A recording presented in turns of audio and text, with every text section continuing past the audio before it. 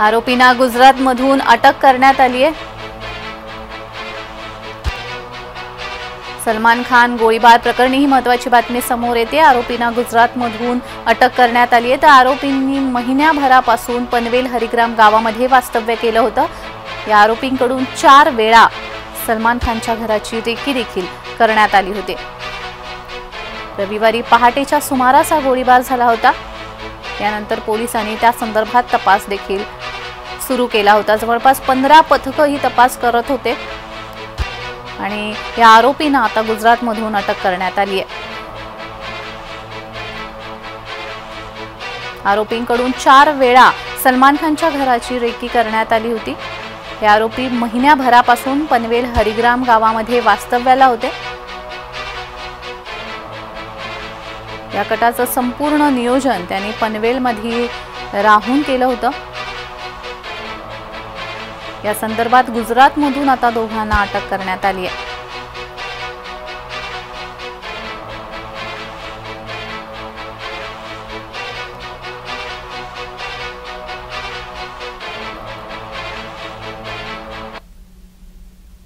तर या संदर्भात अधिक माहिती देत आहेत आमचे प्रतिनिधी डॅरिल मिरांडा। डॅरिल, सलमान खानच्या घरावर जो गोळीबार झाला होता त्या आरोपींना आता अटक करण्यात आलेली आहे, अधिकची माहिती। नक्की विकास गुप्ता आणि सागर पाराशे या 2 आरोपींना जे आहे ते अटक करण्यात आली आहे। गुजरातच्या भुज येथून त्यांना अटक करण्यात आली। दोन्ही आरोपी जे आहेत ते तरुण आहेत। एकाचा वय 24 आहे तर दुसऱ्या आरोपीचा वय 21 आहे।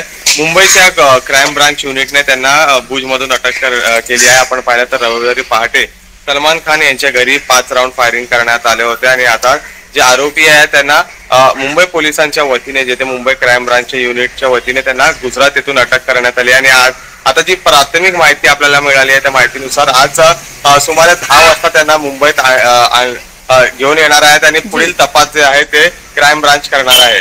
जी डॅरिल, या संदर्भात आणखी जी माहिती मिळाली आहे ती म्हणजे हे महिन्याभरापासून पनवेल मधल्या हरिग्राम गावामध्ये राहत होते। त्यांच्याकडून सलमान खानच्या घराची रेकी देखील करण्यात आली होती अशी माहिती मिळते। अधिकची माहिती आपण पाहिलं तर यापूर्वी देखील सलमान खान आणि त्यांच्या परिवाराला असे अनेक धमकी देखील देण्यात आल्या होत्या।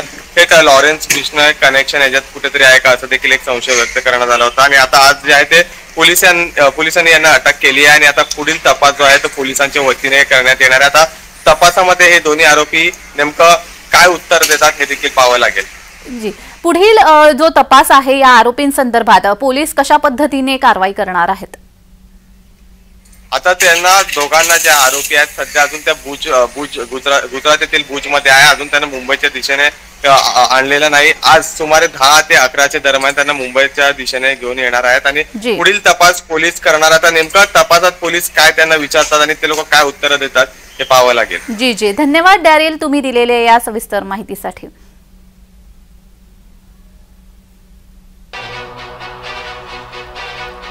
सलमान खान गोळीबार प्रकरणामधील आरोपींना आता गुजरातमधून अटक करण्यात आलेली आहे।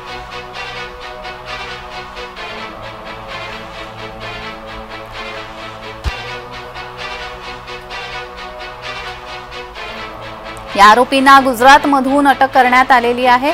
हे आरोपी पनवेलच्या हरिग्राम गावामध्ये वास्तव्याला होते। 4 वेळा सलमान खानच्या घराची रेकी देखील यांनी केली होती। त्यांना आता मुंबईमध्ये आणण्यात येणार आहे आणि यानंतर पोलीस पुढची कारवाई करणार आहेत।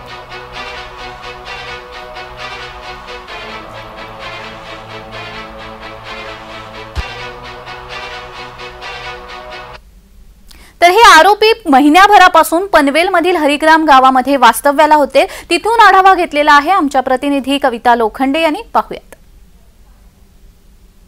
खान याच्या घरावरती हल्ला करणाऱ्या दोघांना जे आहे मुंबई क्राईम ब्रांचने अटक केलेली आहे। गुजरात येथील भुजमधून जे आहे या दोन्ही आरोपींना अटक करण्यात आलेली असून आता त्यांना मुंबईत आणण्यात येत आहे। त्याचबरोबर जे आहे नवी मुंबईतील पनवेल येथील हरिग्राम गावामध्ये जे राधाकृष्ण अपार्टमेंट आहे या राधाकृष्ण अपार्टमेंटमध्ये गेल्या 1 महिन्यापासून हे दोनही आरोपी वास्तव्यास असल्याची माहिती जी आहे ती समोर येते। आरोपी हे हल्ला करून झाल्यानंतर जे आहे या ठिकाणी आल्याची माहिती देखील समोर आलेली आहे। त्यामुळे जे आहे या अपार्टमेंटचे जे मालक आहेत त्याचबरोबर रिक्षा चालक आहे आणि बाईक विकणारा जो व्यक्ती आहे अशा 3 संशयितांना जे आहे मुंबई क्राईम ब्रांचने तपासणीसाठी जे आहे ते ताब्यात घेतलेले आहे। या आरोपींना लवकरच मुंबई क्राईम ब्रांच जे आहे ते आता मुंबईत घेऊन येणार आहे। त्याचबरोबर अधिक तपास देखील त्यांच्याकडनं करण्यात येणार आहे। या हरिग्राम गावापासून एकंदर 10 किलोमीटरवरती जे आहे सलमान खान यांचा फार्म हाऊस आहे। या फार्म हाऊसवरती देखील या आरोपींनी रेकी केली असल्याची माहिती जी आहे ती समोर येते। लवकरच जे आहे मुंबई क्राईम ब्रांच जे आहे या 2 आरोपींना मुंबईत आणल्यानंतर अधिक तपास जे आहे ते करण्यात येणार आहे। कविता लोखंडे, जय महाराष्ट्र, नवी मुंबई। बातमी आहे राम सातपुते यांनी केलेल्या वक्तव्यासंदर्भात तुमच्या वडिलांनी केलेल्या कामाचा हिशोब द्या असं म्हणत राम सातपुते यांनी प्रणिती शिंदे यांना प्रत्युत्तर केलंय। राम सातपुते यांनी प्रणिती शिंदे यांना हे प्रत्युत्तर केलेलं आहे। तुमच्या वडिलांनी जे काम केलं त्या कामाचा हिशोब द्या असं राम सातपुते यांनी म्हटलंय। राम सातपुते यांनी प्रणिती शिंदेंसंदर्भात हे वक्तव्य केलेलं आहे। प्रणिती शिंदे यांना त्यांनी प्रत्युत्तर केलंय।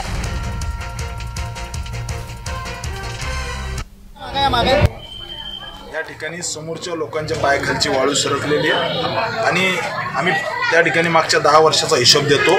यांच्या पप्पांनी मागच्या 40 वर्षाचा हिशोब द्यावा। कुठल्याही चौकामध्ये आमचे शहाजी भाऊ येऊन कुणीही कार्यकर्ते येऊन चर्चा करायला तयार आहे। आम्ही 10 वर्षाचा पैचा हिशोब देतो, त्यांनी त्यांच्या विकासाचा हिशोब द्यावा। मला असं वाटतं की मी या सोलापूर जिल्ह्यातला आमदार आहे, जनतेने स्वीकारलंय, आपण उत्साह पाहताय। उद्या जवळजवळ 1.5 लाख लोकांच्या उपस्थितीमध्ये आम्ही फॉर्म भरतोय लोकसभेचा। आपण जनतेचा उत्साह पाहतोय। बातमी आहे पंतप्रधान नरेंद्र मोदी यांनी केलेल्या वक्तव्यासंदर्भात वोट बँकेसाठी राम मंदिराचं निमंत्रण धुडकावलं। पंतप्रधान मोदींनी काँग्रेसचे कान टोचलेत। राम मंदिर बनलं, राजकारणाचा मुद्दा संपला। पंतप्रधान नरेंद्र मोदी यांच्या निशाण्यावर काँग्रेस दिसून आलं।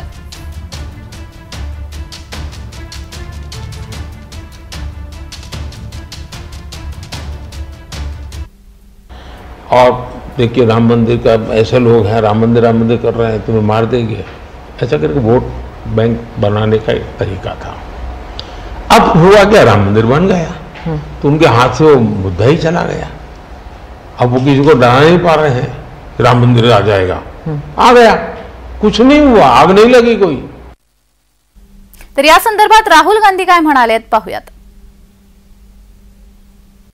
उनको या तो कॉन्ट्रैक्ट मिला है या फिर जो सीबीआई का उन पे इंक्वायरी हो रही थी वो हटाई गई। तो ये प्रधानमंत्री पकड़े गए हैं, इसीलिए ये एएनआई को इंटरव्यू दे रहे हैं। मैं बता रहा हूं, सुनो, ये पकड़े गए हैं। ये दुनिया का सबसे बड़ा एक्सटॉर्शन स्कीम है और इसके मास्टरमाइंड नरेंद्र मोदी जी। अगर आप उनकी आंखों में देखें, मैंने देखा नहीं है, मगर अगर आप उनके एएनआई के इंटरव्यू में उनकी आंखों में देखेंगे तो आपको वो झलक दिख जाएगी। बातमी आहे पंतप्रधान नरेंद्र मोदी यांनी काँग्रेस संदर्भात केलेल्या वक्तव्याबाबत सनातन विरोधात बोलणाऱ्यांसोबत काँग्रेसचं साटलोटो आहे, काँग्रेसमध्ये विकृतपणा आलाय असं म्हणत पंतप्रधान नरेंद्र मोदी यांनी डीएमके आणि काँग्रेसला सुनावलंय।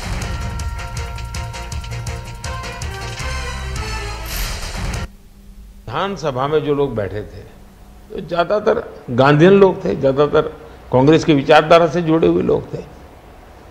और पहला संविधान बना, उसके हर पेज पर जो पेंटिंग है रामायण, वो सनातन की ही परंपरा से जुड़े हुए हैं। तो आपका संविधान बना, उस संविधान में सनातन का गौरव का हिस्सा था।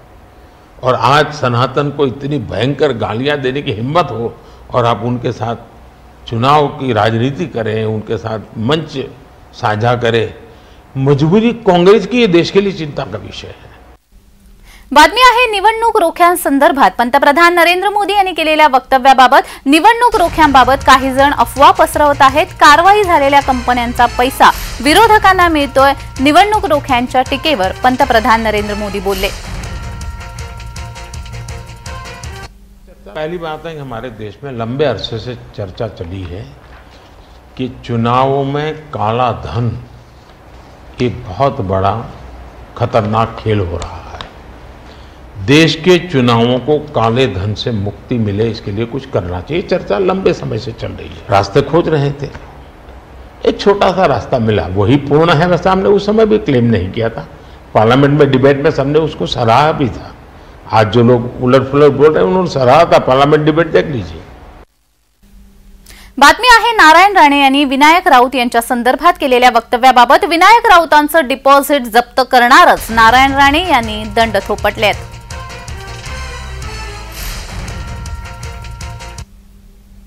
सगळी पद अशीच रेकॉर्ड करत आलं कारण हे पद अडीच लाखाला डिपॉझिट घालवायचं, काही काम केलं नाही या विभागात। 5 वर्षाचा फंड खात्याला पण 57% बॅलन्स आहे, खर्च करू शकला नाही। बातमी आहे उत्तम जानकर यांच्या संदर्भात फडणवीसांच्या भेटीनंतरही उत्तम जानकर हे नाराज असल्याचं पाहायला मिळत आहे। जानकरांनी निंबाळकरांचा विश्वास खोटा ठरवलाय। निंबाळकरांचा उमेदवारी अर्ज भरतेवेळी जानकर अनुपस्थित होते। उत्तमराव जानकर साहेब आमचे मित्र आहेत आणि त्यांची नाराजी वेगळ्या विषय होती, माझ्यावर ते कधीच नाराज नव्हते, त्यामुळे सातत्याने माझ्याशी संपर्कात होते। आज बैठकीत चर्चा होऊन तोडगा निघालेला आहे आणि उद्या उत्तमराव जानकर फॉर्म भरायला उपस्थित असतील। जय हिंद।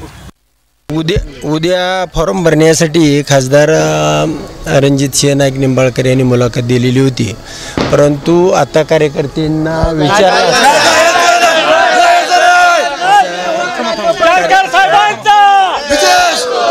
कार्यकर्त्यांना विचारला असता की आपला निर्णय झाल्यानंतर आपण फॉर्म भरण्यासाठी जाऊ, अशा पद्धतीची भूमिका कार्यकर्त्यांनी घेतलेली आहे। बातमी विशाल पाटील यांच्या संदर्भात अखेर नाराज विशाल पाटलांनी निर्णय घेतलाय। विशाल पाटील सांगलीमधून अपक्ष लढणार आहेत। विशाल पाटील यांनी अपक्ष उमेदवारी अर्ज भरलाय।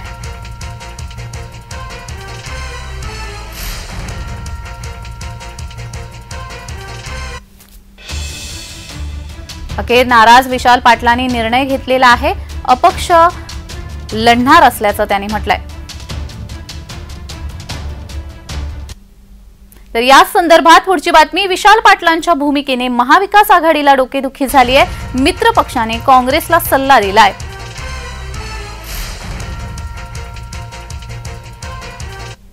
प्रत्येक पक्षाचं नेतृत्व एक खंबीर असायला लागतं आणि नेतृत्व खंबीर असल्यानंतर त्यांनी त्यांच्या कार्यकर्त्यांना सांगायला पाहिजे की आपण जेव्हा आघाडी करतो, जेव्हा आपण युती करतो, तेव्हा काही वेळेला या गोष्टी देण्या घेण्याच्या जागांच्या बाबतीत कराव्या लागतात।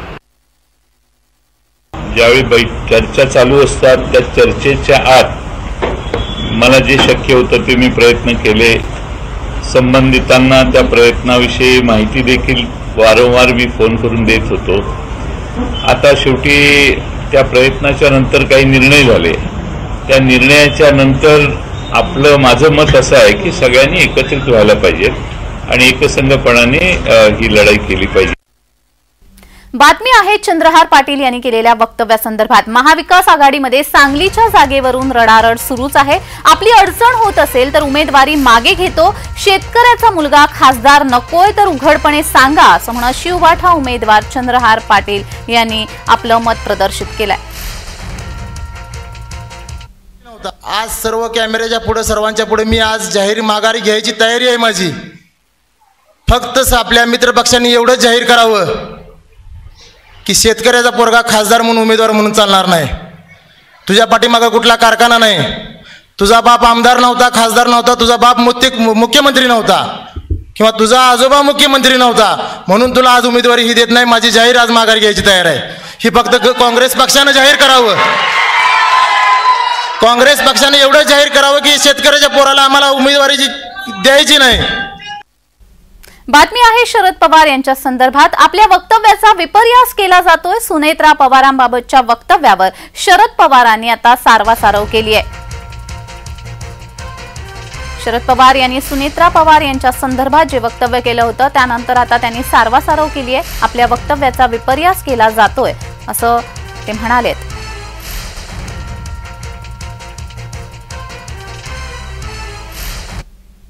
तर शरद पवारांनी काय वक्तव्य केलं होतं आणि त्यावर काय सारवासारव केली आहे पाहूयात।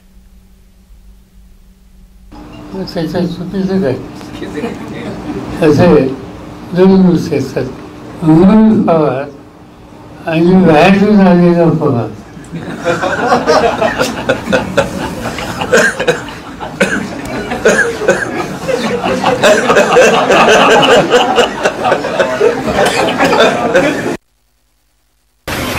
त्याच्यात मी तसं बोललेलं नव्हतो.